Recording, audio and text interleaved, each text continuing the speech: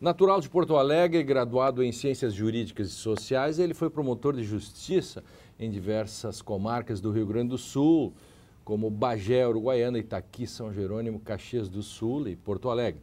E se aposentou como procurador de justiça em 1986. Ele também foi professor de língua portuguesa e literatura em escolas da rede de ensino estadual. Poeta, ficcionista e crítico literário, começou a carreira literária em 1960 com o livro de poesia Célises. Autor de dezenas de livros, entre eles O Campeador e o Vento, Ordenações, O Poço do Calabouço, Árvore do Mundo, Os Viventes, Fausto, Miguel Pampa, Rio Pampa, O Selo da Agonia, O Evangelho segundo o Vento, O Poço dos Milagres, Jonas Assombro, O Derradeiro Jó e Matusalém de Flores, e também A Vida Secreta dos Gabirus, esses dois últimos de 2014. Reconhecido internacionalmente como um dos mais importantes escritores da atualidade, ele é membro de duas academias, da Academia Brasileira de Filosofia e a Academia Brasileira de Letras, esta desde 1989, onde ocupa a cadeira número 4, que já pertenceu a Basílio da Gama e a Luísio Azevedo, e é detentor de vários prêmios literários. O nosso convidado de hoje, para este programa verdadeiramente especial, é Carlos Nejar. Fique com a gente, porque o Direito e Literatura está começando agora.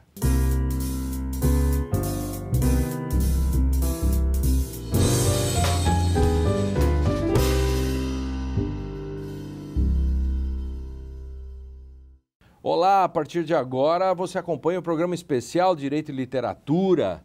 O nosso convidado acadêmico Carlos Nejar vai nos ajudar a entender questões que atravessam o direito, a sociedade e a literatura por meio de sua vasta obra, né? A obra do nosso convidado.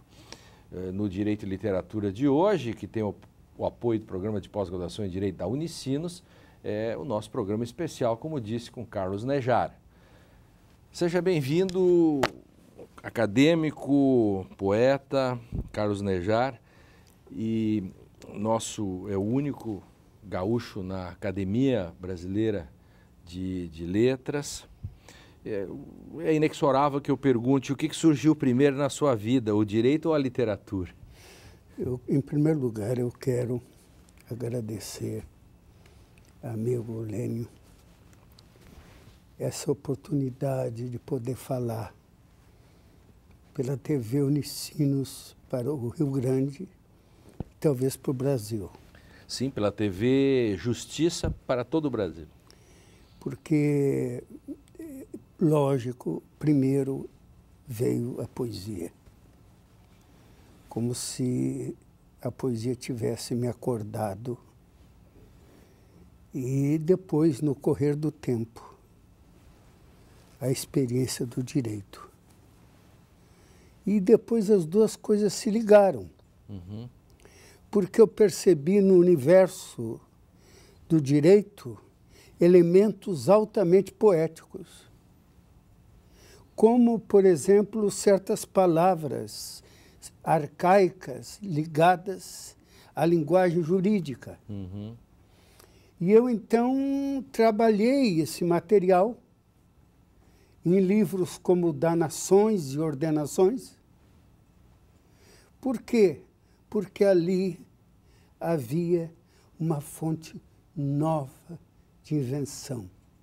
A poesia sempre se renova. E como foi eu pergunto isso também eu fui membro do Ministério Público também, e temos uma coincidência. O ano que eu entrei era o ano que você saía. E como foi o seu ingresso e depois... eu sei que você se considera um eterno procurador de almas e poemas, né? Estou certo? É verdade. E foi procurador de justiça, então é inexorável que essas palavras se encontrem. Ô, Lênio, pode me chamar de tu. Tá bem. Que o tu é a nossa marca pampiana. Tá certo. Eu sou um homem do Pampa. Tá certo. É lógico, como tu observaste bem, que aos poucos a vida vai tomando conta e a gente nem sabe mais o que a vida faz de nós. Porque não apenas nós caminhamos na vida, mas a vida também caminha em nós. E não se sabe o ponto certo em que há esse encontro. Agora, o que eu sei é o que me ensinou a linguagem e o que me ensinou esse lado prático da vida, que foi o direito. Uhum. Eu tenho ainda lembrança amorosa do Ministério Público. E acho que o Ministério Público deve ser cada vez mais valorizado. Um dia, João Cabral me perguntou: Nejar, como é que tu, sendo poeta, és promotor? Eu respondi a ele o que hoje eu respondo. O poeta e o promotor estão ligados na busca comum de justiça. Se nós alcançamos a justiça, nós alcançamos o mais belo poema, porque é parte da realização humana. Eu sempre me senti, como promotor, uma espécie de cavaleiro andante. Nunca me desliguei disso, porque pelo interior do Pampa, o promotor, ao menos no meu tempo, era um ser solitário. Uma espécie de Dom Quixote. Uhum. E a marca do Quixote me acompanha a vida toda. Tanto que o último livro meu, Matusalém de Flores, é a tentativa da reinvenção do Quixote.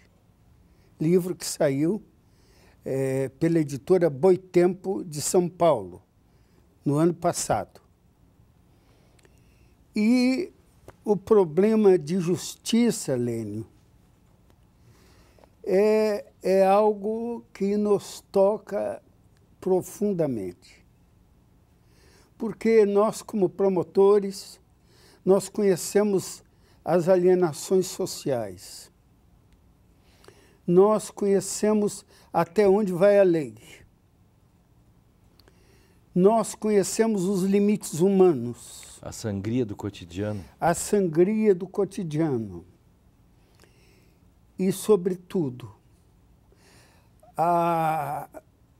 aquela frase de Paulo que diz que o amor é a plenitude da lei. Não há justiça sem verificação de misericórdia. Perfeito. Não há justiça sem a constatação do limite humano. E como é a tua, para usar o tu? Agora eu gostei. Do estédio, tu, como está a tua relação com o Pampa ou a Pampa? Olha, eu chamo de Pampa masculino. Uhum. É lógico que é tão íntima, Lênio, que eu não consigo me separar. Eu sempre digo que eu não estando no Pampa, o Pampa todo está dentro de mim. Aonde eu vou, eu levo o Pampa. Eu não conheço outro território. Uhum. E nem quero conhecer, porque o Pampa é o universo. Eu não desligo a ideia do gaúcho do homem universal. Porque o gaúcho é universal. Não tem fronteiras. Perfeito. Por isso a sua poesia não é uma poesia local, por exemplo, também. Sua poesia. Não é local. Não é local. Nem regional, sua poesia. A tua poesia, desculpa. A minha poesia tem o Rio Grande dentro. Quem quiser lê-la vai ver que é a poesia de um homem do Pampa. Porque tem a marca da nossa história, a marca da nossa linguagem, a marca do homem gaúcho, que é um ser épico. É um ser que muda a história. Não aceita passivamente as coisas.